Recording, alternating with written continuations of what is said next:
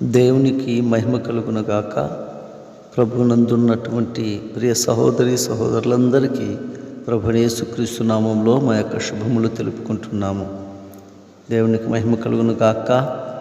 దేవుడు ప్రేమించి మనందరినీ కూడా నేటి వరకు సజీవంగా, క్షేమకరంగా, ఆరోగ్యకరంగా ఉంచున్నాడని నమ్మకంతో దేవుణ్ణి స్తుతిస్తున్నాను. హల్లెలూయా. ఈరోజు దేవుడు మనకు అందించినటువంటి వర్తమానం ఏదనగా కీర్తనల గ్రంథము 27వ అధ్యాయము 3వ వచనం. నాతో యుద్ధము చేయుటకు దండు దిగినను నా హృదయము భయపడదు.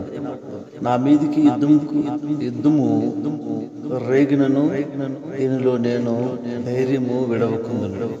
అవును పిల్లరా, రోజు దేవుడు మనతో మాట్లాడినటువంటి ఈ మాటలను బట్టి భయపడవద్దు అని చెప్పి దేవుడు తెలియజేస్తున్నాడు. మన హృదయము నిబ్బరం కలిగి ఉండాలని, యుద్ధము రేగను దీనిలో మనము ధైర్యము చెడకుండా ఉండున్నట్లు ధైర్యంగా ఉండాలని, నిబ్బరం కలిగి ఉండాలని దేవుడు ఈ యొక్క ఉదయకాలమున మనకు సెలవిచ్చుచున్నాడు. అనగా యుద్ధమనగా మన కుటుంబంలో, మన జీవితంలో జరుగుతున్నటువంటి అనేక ఇబ్బందులు, అనేక కష్టాలు, నష్టాలు, వ్యాధులు, బాధలు, బలహీనతలు, ఇవన్నీ కూడా ఒక యుద్ధమునకు సూచనగా ఉన్నది. ప్రియులారా, ఇవన్నీ మన పైన, మన కుటుంబం పైన, మన శరీరము పైన, మన యొక్క పనులపైన, మన ఉద్యోగులపైన, మన వ్యాపారాలపైన యుద్ధము చే విధముగా మన పైన రేగవచ్చు.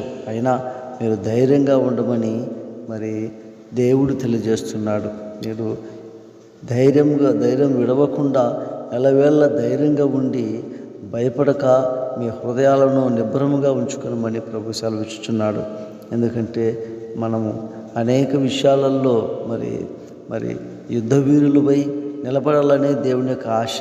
భయపడకుండా, ఓడిపోకుండా, దూరం కాకుండా, పారిపోకుండా వచ్చుతున్నటువంటి సమస్యలన్నిటి కూడా ఎదుర్కోవడానికి సిద్ధంగా ఉండాలని దేవుడు కోరుకుంటున్నాడు. దావీదు జీవితంలో అనేకమైనటువంటి శత్రువుల సమూహము ఆయనపై రేగినను, యుద్ధమునకు దిగినను ఆయన ఏ దానిని కూడా చూసి భయపడలేదండి. ఆయన ధైర్యం విడవలేదండి. అందుకనే ఈరోజు దావీదుకు తోడున్నటువంటి దేవుడు, దావీదుకు ధైర్యం ఇచ్చిన దేవుడు ఈరోజు మనకు తోడున్నాడు. మనం కూడా ధైర్యానికి సిద్ధంగా ఉన్నాడు. నువ్వు నిలబడితే దేవుడు తప్పకుండా నీ పక్షాన యుద్ధం చేస్తాడు. నువ్వు నిలబడితే దేవుడు నీ పక్షాన ఉండి ఆ శత్రువులను ఓడిస్తాడు.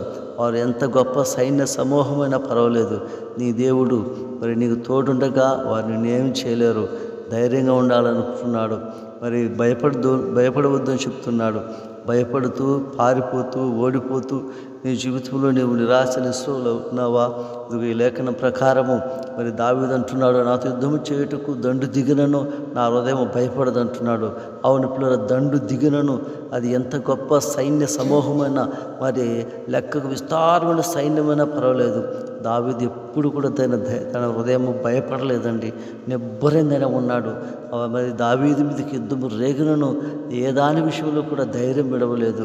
అతడు అన్ని విషయములందు కూడా పరాక్రమశాలిగా, దేవునికి అస్తమర్థతనికి తోడుగా ఉన్నది కనుక నిబ్బరం కలిగి ధైర్యంగా పోరాడు కనుక గొప్ప విజయాలు పొందుకున్నాడు, గొప్ప రాజయ్యాడు. దేవుడి మాటలు దీవించునుగాక. శాశ్వతమైన ప్రేమతో ప్రేమించిన తండ్రి, ఈ మాటలు ప్రతి నీ బిడ్డకు ధైర్యం దయచేయండి అయ్యా. అతను ప్రతి విధమైన బలహీనతల నుంచి విడిపించండి, ప్రతి విధమైన అతని సమస్యల నుంచి విడిపించండి, ప్రతి విధమైన అతని భయము నామలో వెళ్ళిపోనుగాక. ధైర్యమును అతన్ని బిడ్డ కలుగజేసి నీ నామానికి మహిమ తెచ్చుకొనమని యేసు నామములో అడుగుచున్నాం పరమ తండ్రి. ఆమేన్.